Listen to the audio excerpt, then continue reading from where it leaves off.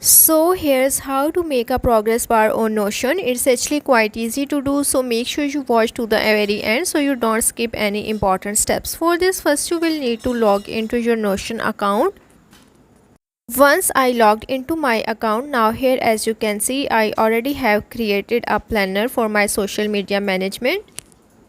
Now to track my progress for my social content, here I'm gonna create progress bar.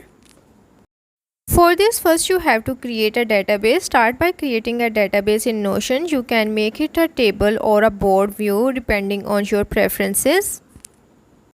Then you have to add the progress property. In your database, add a new property column to represent the progress of each item. You can name it progress or something similar. After that, choose how you want to represent progress, such as percentage, numbers or custom labels. For example, you could use 0%, 20%, 50% or 100%, or use numeric values from 0 to 100.